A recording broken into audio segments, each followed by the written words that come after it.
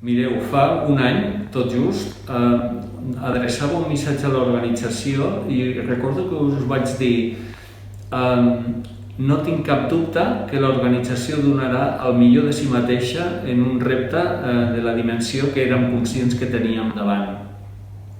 I ara que fem d'alguna manera un balanç d'un any, el que sí que podem dir és que la implicació dels professionals ha estat màxima.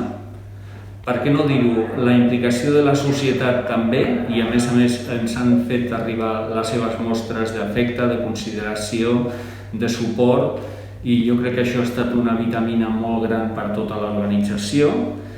Hem tingut una capacitat d'adaptació com a organització i de cadascun dels nostres professionals molt elevada, i aquest és un tema que m'agradaria reconèixer a cadascuna de les persones que treballen en aquesta organització. I a més hem tingut un tema que per mi és fonamental, que ha estat aflorar lideratges emergents, és a dir, gent que ha fet un pas endavant a l'organització, que ha assumit un rol diferent i que ens ha aportat molt valor. Us he de dir que tot és perfectible, però que el balanç és extremadament positiu i això em porta a traslladar un missatge d'agraïment a tota l'organització en el sentit més ampli de la paraula.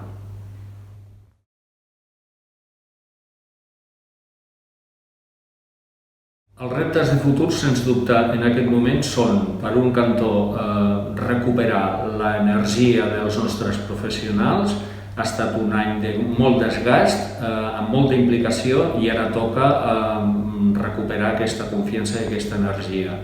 Hem d'aprofitar, sens dubte, també l'oportunitat que ens brinda tenir un nou hospital.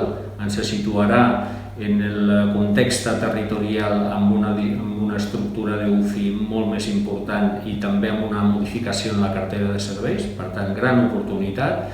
I la tercera és com som capaços de recuperar l'activitat ordinària respecte als ciutadans als quals ens devem i a les seves patologies i al seu dia a dia.